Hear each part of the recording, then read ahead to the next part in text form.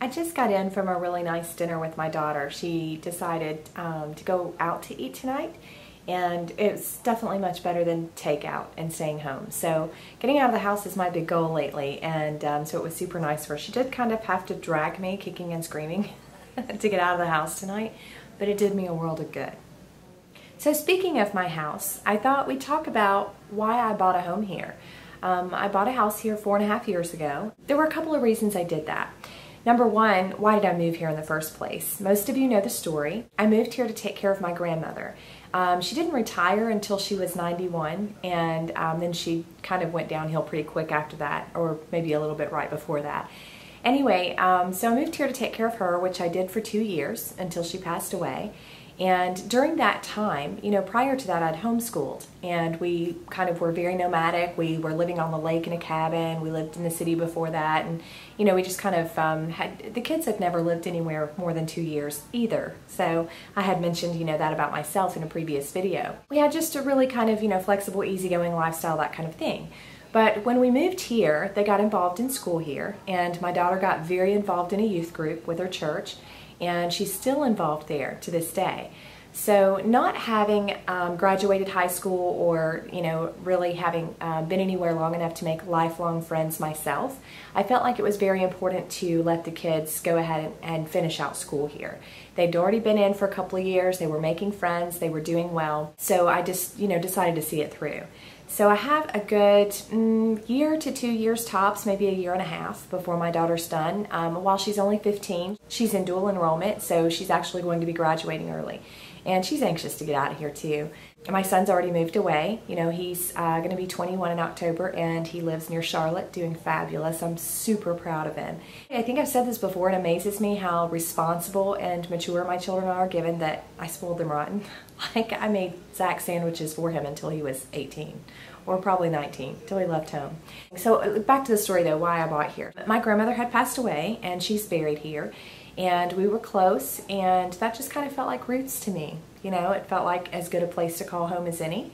And like I said, the kids were young at the time and wanted to see them through school. And I really wanted to go ahead and set a foundation and, you know, a home for them to, you know, really get comfortable in, a place for them to come back to, and, you know, things like that. So what I ended up doing was I bought a house on the street where my grandmother grew up.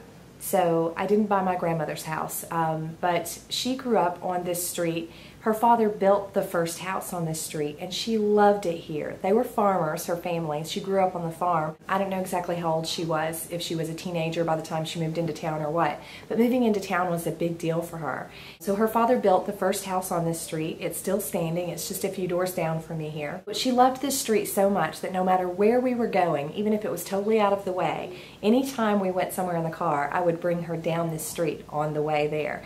She absolutely loved it. And anyway, so I decided also, another one of my personal goals, you know, back then was that I wanted to settle down by the time I was 35. You know, just kind of being nomadic and floating around and doing this and that, and having this whole freestyle life going on was okay. But I thought, you know, I'm going to settle down by the time I'm 35. And it was time.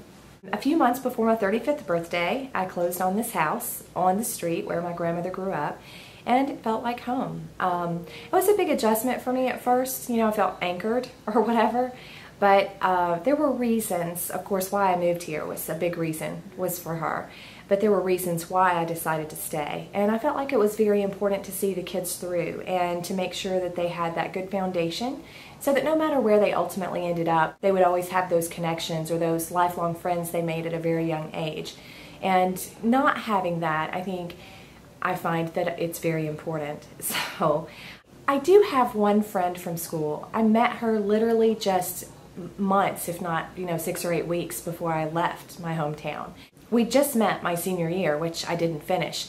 But she has, I have to give her all the credit, because she has kept in touch with me over the years. No matter where I've moved, no matter where I've been, no matter what I've done, she's found me, and she's kept in touch with me, and she is probably the best friend I've ever had. She's known me since I was 17 years old. She knows everything about me. She was with me through probably some of the toughest times of my life, especially, you know, my first marriage and when Zach was born, and that was a tough time in my life, and she was a friend to me during that time. But she's one of those people who's great at being a friend.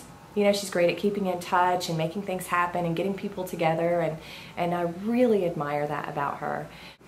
But I think everyone should have, you know, have that and have more than one of those. I was very fortunate that I met Carrie before I left town, before I left, you know, school.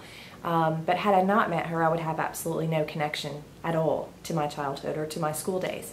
So seeing the kids through school is very important to me, and I'm not rushing my daughter through school. She's the one that's kind of in a hurry to get it over with. She's in a hurry to get out of here for obvious reasons. At any rate, once my last child leaves home, like I said, I've got a good year to 2 years, maybe a year and a half at the most, I think I'm going to go ahead and sell.